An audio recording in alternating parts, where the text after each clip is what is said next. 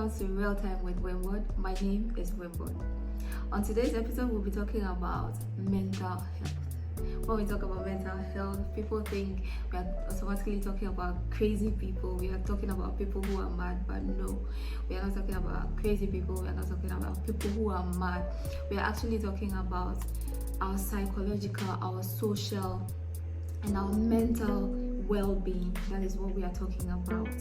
So before I go through, I go into it. I'll go through some of the notes I have written down so that we understand what it is and how, but I want to go into the practical aspects, like things that happen around us and how we handle things. Okay, so for now, let me go to what I've researched and what I've written down. So here, mental health includes our emotional, psychological, and social well-being, which is what I mentioned earlier. It affects how we think and how we act. It also determines how we handle stress, relate to others. And if you're wondering why you relate to others the way you do, it could be a mental health problem. It could be a mental health issue, which doesn't mean you're mad. So mental health is important at every stage of life, from childhood to adolescence through adulthood. So every stage of your life, it is important to know your well-being. It is important to know how you are faring mentally, socially, and psychologically. It is important for you to know all those things. So over the course of your life, you experience mental health problems. Your thinking, your mood, your behavior, it all could be affected. Many factors contribute to mental health problems, including biological, such as genes and brain and chemistry, which I wouldn't be going into because I'm not in the sciences, so I wouldn't be going into the sciences. So life experience, such as trauma and abuse, that is where I'll be going to because I've experienced life. I'm not that old. But yeah, with my short time on earth, I have gone through some things that I would say sometimes affect my social well-being and my psychological and my mental health well-being. So that is where I'll be going to. So family history and mental health problems, which I will not be going into. Not sure if someone early signs of mental health issues: eating or sleeping too much or too little. When you eat too much or too little, it could be a sign of mental health issues. Having low or no energy, feeling numb or like nothing matters, having unexplained aches, pains, etc., etc. So when we talk about mental health, it could be how you relate with people, how your social well-being, your psychological well-being. It could affect your thinking capacity. It could affect stress could trigger it, a lot of things. So I'm talking about mental health. In our African homes, do we know or do we have any idea what mental health is and what could trigger it? Now, with kids in the house, I've had my nieces and nephews at home, and I have seen a little bit of their growth. Some of them, how they behave, how they react to certain things, and me myself, out of my own thinking, growing up, I always had a mind of my own. I was always the child that wouldn't mingle with people. I was always the child that will isolate myself, and I was always the child that was always thinking. I don't know about others, I know about myself, and I know what I've gone through, how I grew up. I know, how things affect me. But I realized that even though my dad was in the education field, he was, those are the psychologists and all that, they focus on their jobs, they focus on what they are doing, they focus on, they don't realize, sometimes I feel like they don't, it's not like they don't look at you, they do, but I feel like they don't really understand you. For me, I have always felt that I've always felt misunderstood, or somehow not understood, or somehow I've always felt that way. I've always been the child that when I do something, I do with the best like reason behind what I'm doing. I always do it with not thinking I'm doing something bad, but I'm trying to do something good. And when it results in scolding or being hit or being beaten for it, sometimes I go and then I sit somewhere and then I'm wondering, do they really love me? Like, do they even know why I did this or why I did that? Because honestly, growing up, I wouldn't do something that I wasn't the child that was just being naughty. I wasn't the child that wanted to be naughty, but I always ended up getting in trouble. I have naturally always been, an introvert. Naturally, I have always been an introvert. I am naturally an introvert. But if you look at the reasons why people become introverted, it actually is mental. It actually stems from the thinking capacity of the person.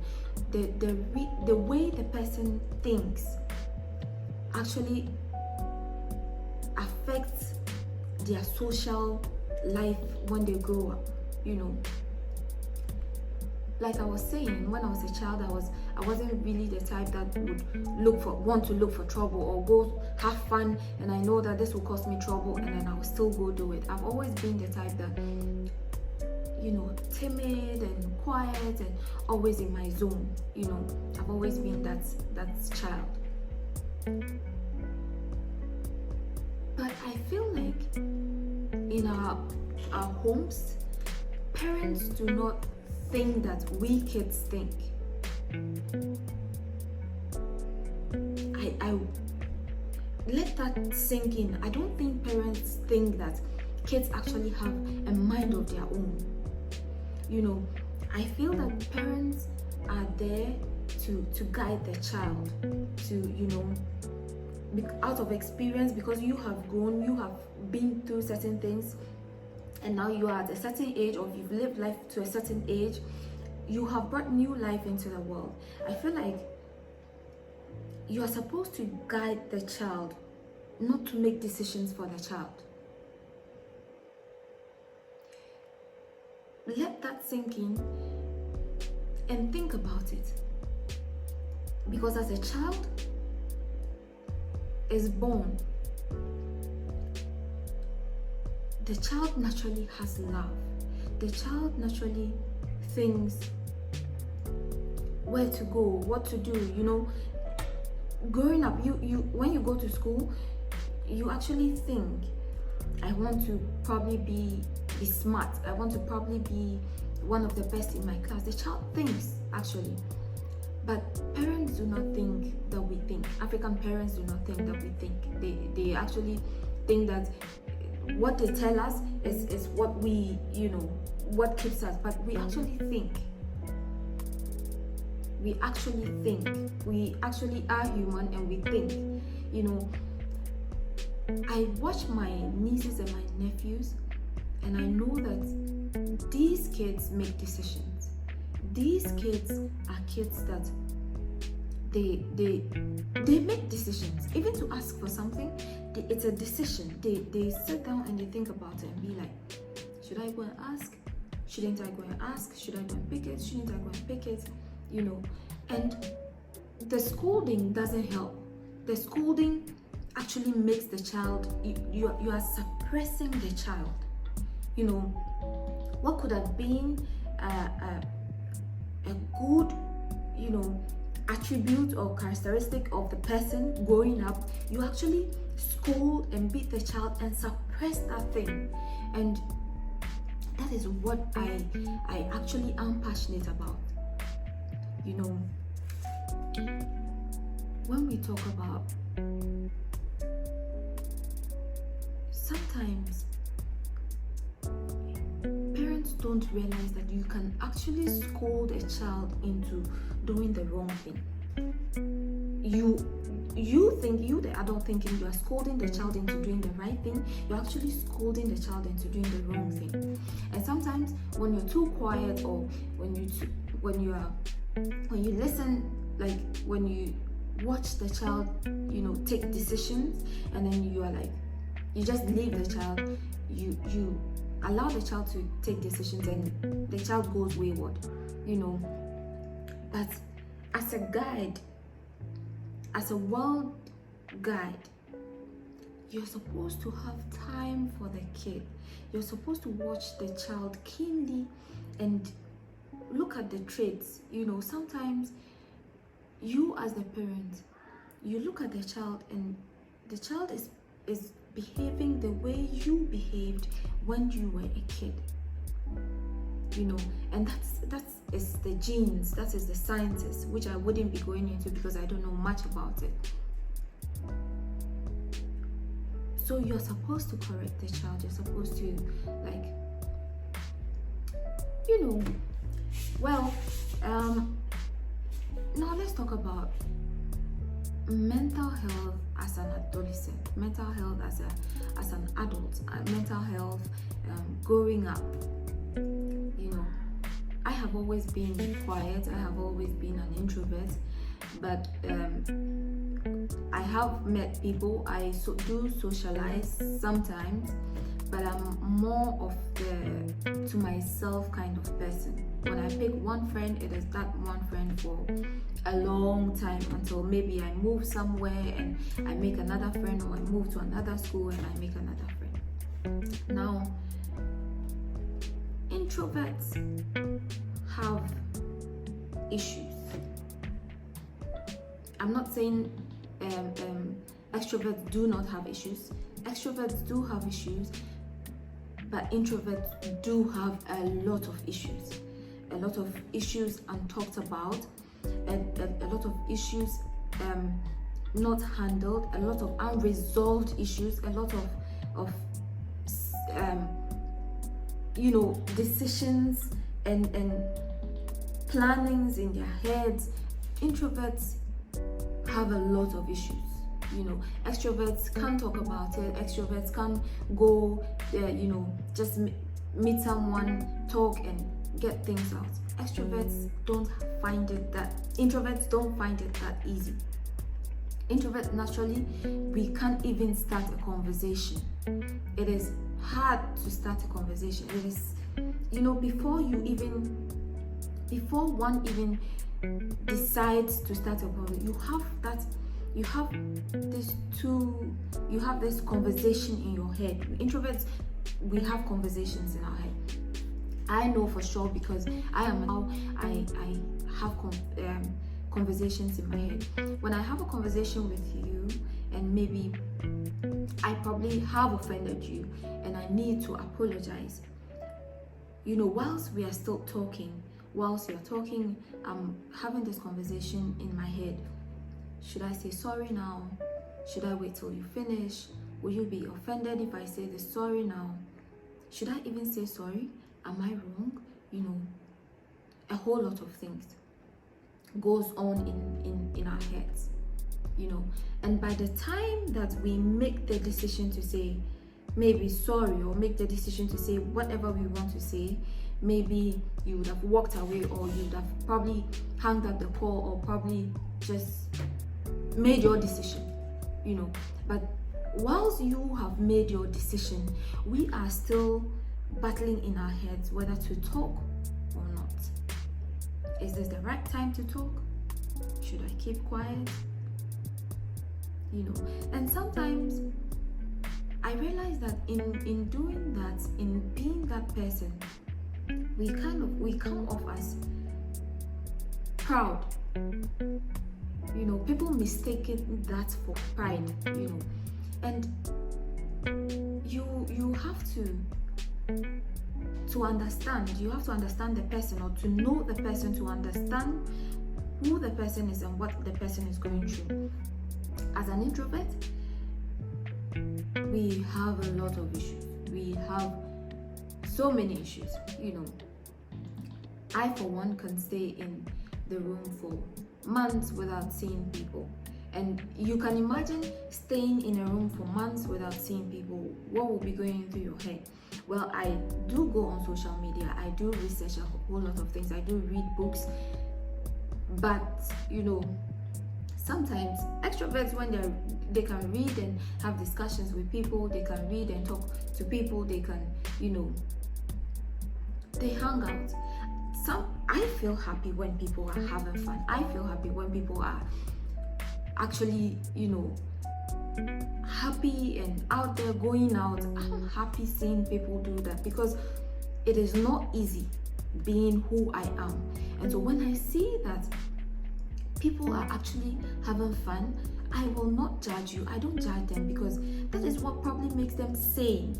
That is what probably makes them normal. That is what probably gives them a balance in their lives. As an introvert, it is hard for me to even step out. Sometimes I have anxiety when I step out. I feel when I step out and I meet people, why is this person looking at me? Is this person going to mug me? Is it okay? Sometimes you even feel like the sky is spinning. Sometimes you feel like the sky is spinning. And these are things that people don't talk about. These are things that people just keep to themselves. There was this scenario, there was this incident that happened. After school, I was living with my brother, and I was always in my room. And sometimes I like to hear the sound of people outside. That gives me the comfort, and that gives me the peace to know that, there are people around me. There are people outside. Just hearing their voices, I know people are outside, so I'm okay. And my brother used to have this thing that he does. Whenever he comes from work, he comes into my room, says hi to me. Sometimes he talks to me about work, how tired he is, and we talk, and he goes out. And that to me was okay. That to me was fine. That to me was enough to keep me, And my niece would come, would play, and you see, there are times where we get tired of people. There are times where we want to know there are people around, but we don't want to be with the people. It's not like we don't like people. We actually do like people, but we like our space much more. We are happy in our spaces much more. Sometimes people wonder how, we meet and we are friends and we talk and I'm cool and all that, and then I go and I don't contact them, or I don't, text, or I don't keep up the friendship. Today you will know the reason why. This is me. This is who I am. I just sometimes, even on messages, text messages, or Instagram, or WhatsApp, when I put something on my status, or when I stop, and then, or maybe when I am online and somebody texts me, I run off. I just don't want to. I don't know. It's not like I don't want to interact with people, but that is just me. I love people. I love to know that there are people, and I love to have people around, but I just love my space. I love being by myself, all this world where there's competition and there is, this person has this and I want it and I want to. That energy, I don't want that energy around me. I don't like that energy around me at all. So I am content with my environment. I am content with who I am, the pace at which I am going there. I'm not saying that there are times where I don't feel like, oh, the pace at which I'm going is not fast enough.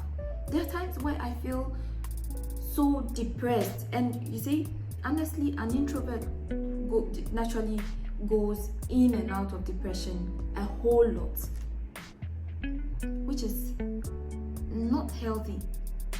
It is not healthy at all.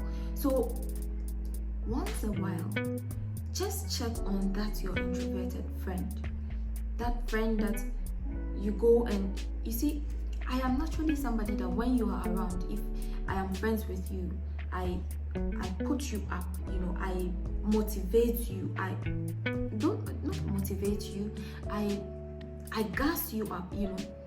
Gas you up is when you boost somebody else's confidence. I'm somebody that would boost your confidence. I'm somebody that will tell you you are good enough, you are perfect, you are good, what you're doing, continue. And my friends, people who have been around me, will testify to that, because I'll tell you how good you are, how perfect you are, how nobody else is better than you. I'll tell you all that. But funny enough, I don't have people telling me that. Apart from my family, who tells me, oh, you are good, you are this, you are that, and we love you and all that. I probably just forget. I just forget. And because I'm always to myself, I feel all the ideas and discussions, whatever, I have it with myself. I don't have it with people. So I don't see, if I can have conversations with myself, if I can have those things, thoughts in my head and come up with decisions, I don't see why I should discuss them with people, which is not healthy, because then it affects your mental well-being. You can't be somebody who is thinking for yourself, making decisions for yourself, doing everything by yourself. You can't live like that. That makes you fall in and out of depression easily. I do fall in and out of depression easily, but sometimes I do feel I have things that I do, I think, that brings me back to normal. There are specific people that I talk to that brings me, like, that keeps me going. Like I was talking about staying with my brother. When I was staying with my brother,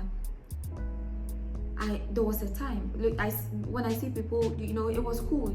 That life was cool. I come out once a while. I can come out for about 20 minutes, come out for about 30 minutes, and I'm back into my room. I play with the kids and I'm back into my room. And then when they come, sometimes I feel like, okay, that's enough. You need to go. And then I lock my door. I love people. I love to be around people. I like it when people are having fun, when I see people having fun. So because I can't be that hyper, I can't be that all over the place. No matter how I've tried, I just can't be all over the place and that hyper, and so I'd rather see people around me have that joy, because I know that makes them happy. At least it makes them okay. That doesn't mean that I don't have fun. I don't have fun. I do have fun, but my fun is different. When my friends go out and then people are complaining and people are saying, oh, this girl is all over the place and this girl is here, this girl is there, I'm like, you have no idea. You have no idea how people keep saying, how people, like, in my head, I'm like, just let them be. Because people actually go mad. People actually go crazy from being the way that I am. You know, being an introvert, keeping to yourself, it makes people go mad. It makes you, that is how people commit suicide. So when you see somebody out there has a lot of friends, is having fun, though they have effects, but you see, these people are actually living life. Allow them. It's not all going out, or you see, going out and having fun actually should be a part of one's life. Going out and dancing to music and being happy and all that should be a part of life, should be a part of people's life. When they go out and have fun, you're like, oh, you have too much fun, you have too many friends. Allow people be. You don't know how they are managing to stay afloat. You don't know how they are managing to survive this life. Allow them be. And you see, I don't believe in scolding children. I don't believe in talking down on children. I don't believe in insulting children. These are the results, you know. Insulting children, talking down on children, you know, scolding them, beating them. You're making them to feel some way about life, and you're going to compress them. You know how you compress something and then you compress it so much that it doesn't fit into the container or the environment. It doesn't fit there, and then it pops out, and then you can't put it all back. That is what you're doing to your child. That is what we are doing to the kids. You know, sometimes when I'm talking to my mom and she's scolding my nephews, oh, you're making noise, oh, keep quiet, oh, this, can't you see I'm on the phone? Sometimes I'm like, Mommy, please stop. Don't do that to the kids. And she probably doesn't understand, because I have been that kid that was like, don't do this. What? Sometimes I was just giving the eye. And you know how giving the eye back then, you know, it shapes your life. It tells you, don't even try it.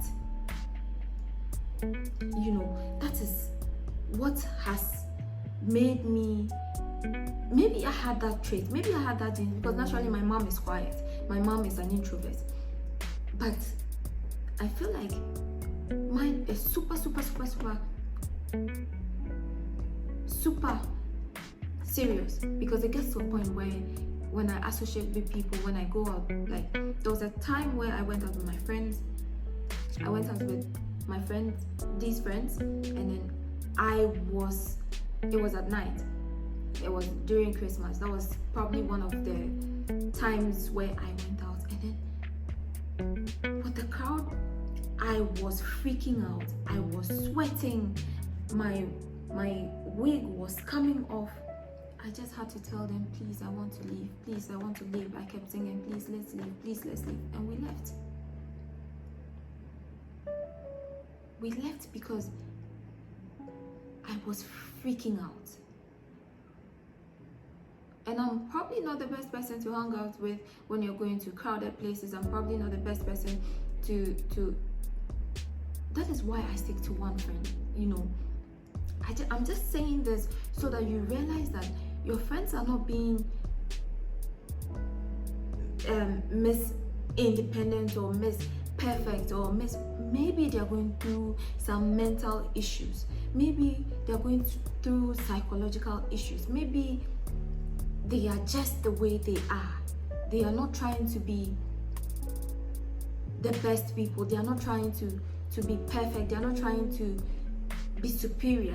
Maybe they are going through some things that they don't talk about. I don't talk about these things with my friends. They probably don't know that I do have these things. And there were times where, because it's psychological, there were times where when I'm working with my friends and maybe we are three and I'm on the side, I wouldn't like that. I wouldn't like that. I would want to be in the middle so that I feel that there are people. I feel like I'm surrounded. I feel inclusive. Do you get it? And people wouldn't even know this. Some people don't even know that these are psychological or mental issues. These are mental health issues. People don't know that. Some people go through it, but they don't know that these are mental health issues. When I talk about depression, depression isn't something that it's obvious. It's not something that is obvious. It's not something that people see on your face. It's not something that is written on your face that you are depressed. You might have the widest, cleanest, whitest smile and still be depressed. Because sometimes there's a whole lot of pressure on you. Sometimes there's a whole lot of, not pressure that somebody has put on you, but pressure that you have carried unknowingly. Sometimes just going to school and probably failing a paper could make you depressed. Sometimes a friend telling you seeing something and probably wanted it, and then you ask your friend and she's like, go get it for yourself, or can't your family get it for you, or something like that. Some kind of statement like that can make one person depressed. Sometimes we do not talk about these things, and because I probably have read a lot into it, when I lay down, I read a lot. I read books, I read on the internet, things that I can just lie down and a word comes into my mind and I research on it. Sometimes I feel some way and I research on it. Sometimes I just research on stuff. So I understand sometimes how a person feels. So I probably I just probably do things to keep somebody else happy, to keep somebody else going. But it is not easy for people to realize that you're probably going through something. People are more consumed with themselves and more particular about their well-being without realizing that let me look at this person, or probably this person might be going through something, or just be there for a person. People don't realize that they need to be there for their friends. See, I don't have a lot of friends.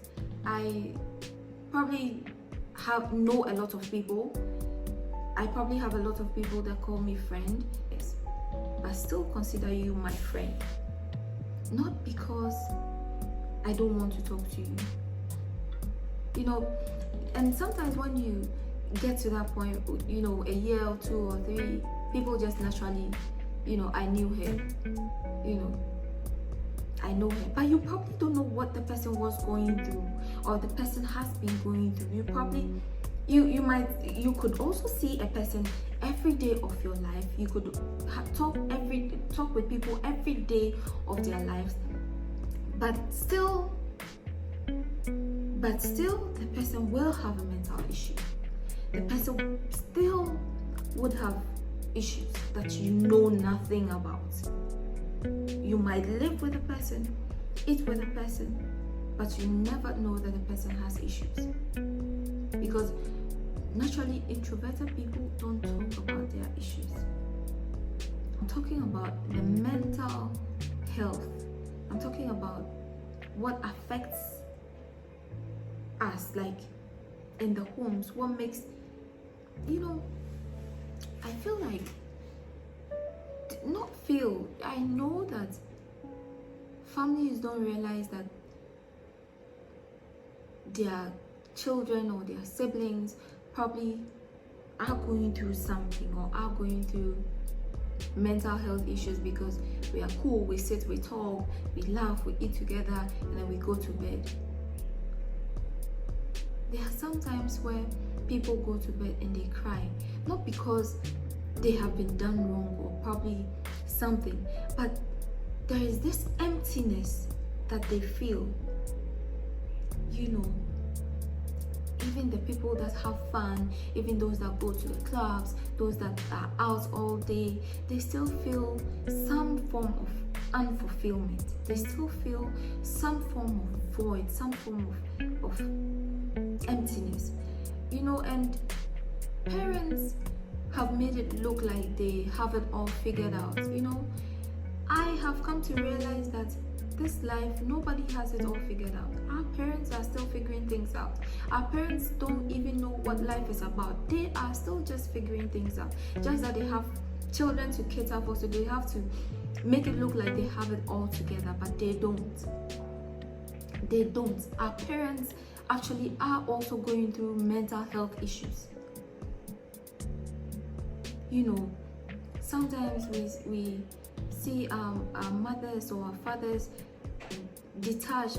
Sometimes when we get older, we forget that these people are human beings. We forget that these people are also figuring life out. We feel they have it, or they've made it look like they have it all together. So we kind of like feel like, okay, they are grown, they have it all figured out. They do not have it all figured out, and they are going through a lot also. They are even thinking way more than we are thinking. You know, there are times where we because we are grown, we are making families of our own, we are making friends of our own, we abandon our fathers. We kind of like do not talk to our fathers. Our mothers are actually a bit better because we call them, we talk to them, we feel like they are fragile. But what about the fathers? You know, think about it. Fathers are not as strong as we think they are. They have over the years have had to make money, had to struggle to make sure the house is perfect, always had to look like they have everything under control. They do not have everything under control. Our fathers need love. You know, have you wondered why when they go on retirement they grow old faster? You know, work was keeping them busy. Work, they were getting people to talk to, they were associating with. But when they immediately retire, they grow faster, they shrink faster, they become old faster. Why? Because those are also mental health issues. You know, they get to a point where the children are out, they don't talk to them, they don't call them, they call them once in a blue moon because they are fathers, they've always had everything under control. As it is now, he has everything under control. They do not have everything under control, and they need those calls, they need those I love you text messages, they need those I'm here for you if you want to talk text messages. They need the once in a while airtime. They need the once in a while, you know, surprise gifts. They need the once in a while, like a birthday celebration or celebration. You know, not just birthday celebration, but to celebrate them as, you know, the heroes, the people that had our backs, the people that, you know, they have made a lot of mistakes. They are not perfect. They were figuring life out. You are also going to figure life out. You are still figuring life out. You are also still going to, you are going to bring life into the world. You are also going to be figuring life out whilst guiding somebody else. Are you going to say that you're not going to make mistakes? You are definitely going to make mistakes. Our parents have made their mistakes. Sometimes their mistakes have driven us away from them. But you know, as you get older, you have to realize that whilst they were making those mistakes, they were figuring life out. They didn't have it all together. They are not perfect, and they were figuring life out. You know, they have made their mistakes just as you are about to make your mistakes. Your children are not going to sit down and say, my dad was perfect, or whatever path you choose to put your child through. You know, it might have a little effect. Even if it is perfect, it might have a little effect on the child. Is the child going to say that my dad was perfect, or my mom was perfect, or I had the perfect life growing up? We definitely have a lot of little issues growing up. You know, So it's time that, you know, families sit down and have chats with their children, have chats with their fathers, and hash things out, you know. You probably did this, that made me feel some way about it. Well, I wasn't perfect. I was figuring life out. I think I was doing something good for you. I thought I was making good decisions for you. But well, I'm sorry. I made a mistake. I probably shouldn't have done this, or shouldn't have said this to you. Well, I was figuring life out. I am not perfect, but I'm sorry that probably it has this effect on you. How are we going to further solve it? How are we going to further help ourselves? How are we going to, you know, further solve this issue so that our children or my grandchildren don't go through this, you know? And you know, you will realize that this is a closure. These are closures. These are things that give you will or desire to move forward. You know, some people, I will not pretend to know why some people commit suicide, because I feel I'm strongly against suicide. I feel that if you have an issue that you feel it is overwhelming, you talk about it. You find even if you are an introvert, you find somebody, and at least, even if you feel you've talked too much, even if you say one or two things and you feel you've talked too much, it's better than keeping to yourself and feeling empty and feeling like the world doesn't need you. The world needs you. Nobody is perfect. People are figuring life out. Our parents or the president of this country or the president of the United States doesn't even have it all figured out. You know, the only person that has this thing all figured out is God. The only person that knows what this whole life, this whole living thing is all about is God. Nobody. The pastors, the priests, the imams, they all don't know it. They all don't have it figured out. They are still figuring things out. And talking about churches and mosque and imams and pastors and all those things, I will talk about faith in maybe another episode or another video. I will talk about faith. But see, do not feel like there are people that have it all figured out. Nobody has it figured out.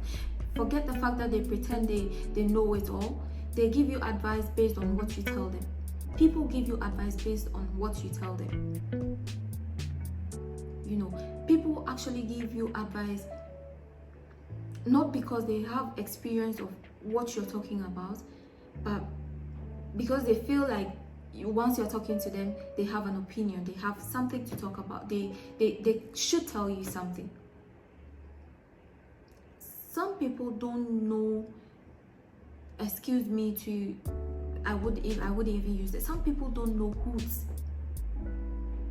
Some people don't know hoots. Some grown-ups that you think they are best people to give you advice, they don't know hoots about what you're talking about. They probably haven't experienced it. They probably don't know how to react until they go through it. And stop depending on people for validation, for advice, for just, when you talk to people, talk to them because you just want to get things off their chest.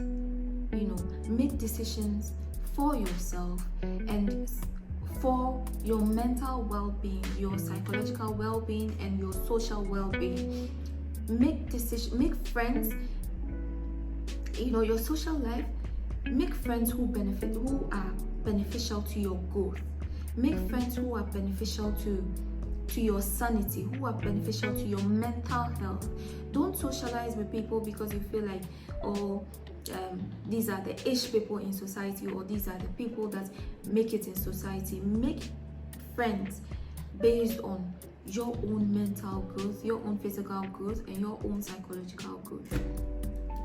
So yeah, I think I've spoken a lot on mental health, I probably haven't touched on every area. I probably haven't gone deeper like you would expect, but these are the critical issues, or these are the things that I feel comes to heart and I feel comes to mind. And when you watch it, please do leave a comment below. Please do leave a comment if you relate. Tell me how you feel about these things. Tell me your experiences with mental health, with depression, and if we further have to go, if we have to talk to a specialist, or we have to talk to someone on mental health, we will find that person and have a conversation, more elaborate conversation on it. But for now, thank you for listening, thank you for watching, and all too soon we have come to the end of this episode of Mental Health. My name has always been and will always remain Wimboard. You can call me Winnie. Thank you for watching. Please do subscribe down below and leave a comment, and do like and share. Thank you for watching. See you in the next video.